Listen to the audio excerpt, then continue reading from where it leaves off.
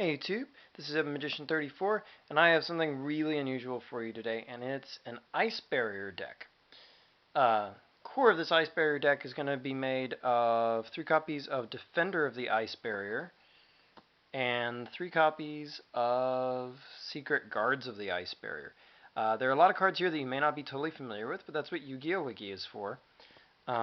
But basically, to give you the short version of it, these two guys create a lock where none of your monsters can get attacked, or at least not attacked by anything that can kill them, and none of them can be targeted by stuff. So it pretty much makes it to where your field just stays there forever and your opponent's incapacitated. Of course, getting those two guys out face up in defense mode can be a little tough, but we have some tricks for that. We're running 3 copies of Prior of the Ice Barrier. This guy is just amazing. He reanimates, he attributes himself to reanimate any Ice Barrier monster from the grave of any level. Really amazing. And this guy, General Guntala of the Ice Barrier, who at your end phase, he does the same thing. He reanimates any Ice Barrier you want from your grave. This guy obviously is kind of the heart and soul of any Ice Barrier deck, really. We also have Daisojo of the Ice Barrier. He's a good target for Guntala, basically. Helps make your stuff very hard to kill. We also have 1 copy of General Raiho of the Ice Barrier. He's a great way to lock your opponent out. Anytime they activate effects on the field, they have to pay a card out of their hand to do it. So it really, and it happens during resolution too, so it creates some very interesting ruling situations with him, but it's a great way to keep your opponent restricted on what they can do. Dance Princess of the Ice Barrier. This could easily have been Samurai of the Ice Barrier, but he's a little harder to use, so I opted for her in the end. And what she does is you just reveal Ice Barriers out of your hand and then bounce your opponent's set spell and trap cards equal to that number. So what you do is you get her on the field, like you call the Haunted her during your opponent's end phase or something. Then you just reveal, so basically cost free, bounce all that stuff that's on the back row that might be like Solemn Warning, Solemn Judgment, Bottomless Trap Hole, stuff that might get in your way.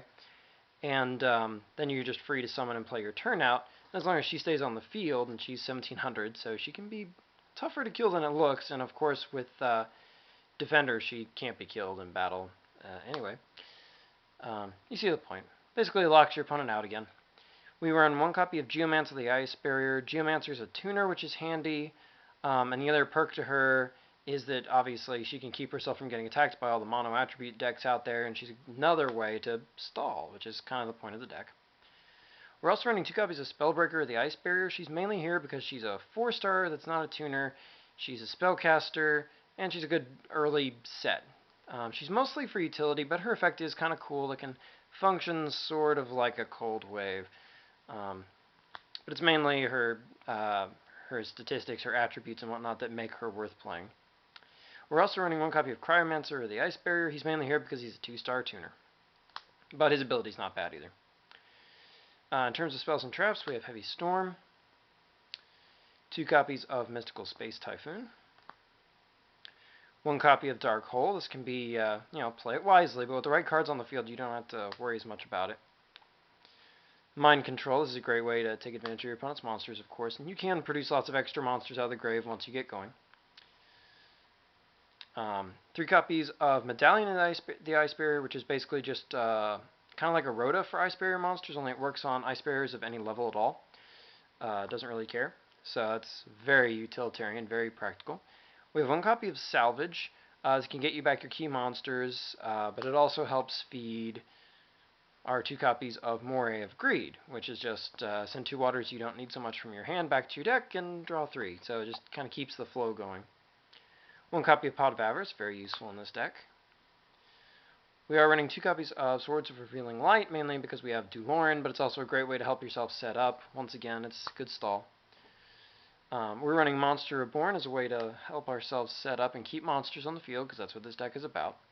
2 copies of Call of the Haunted helps you complete those combos. 1 copy of Solemn Judgment to kind of hold it all down. 1 copy of Starlight Road, which will definitely be very useful to you. 2 copies of Karma Cut, because we don't mind sending things to the grave, and this permanently gets rid of threats on the other side.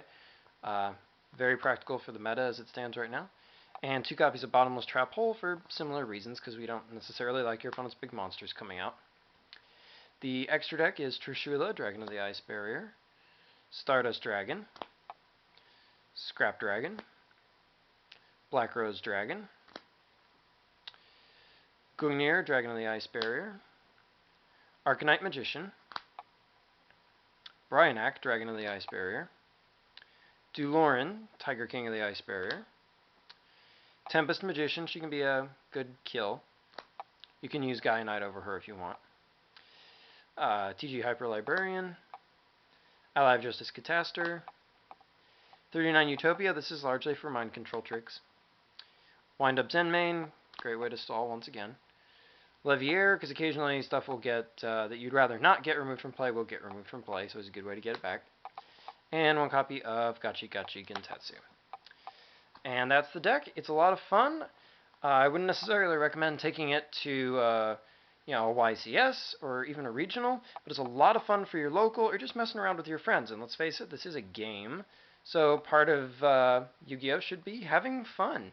And also, kind of testing yourself, playing things that are out of the norm, challenging yourself. So until next time, rate, comment, subscribe, and check out my channel for more cool videos.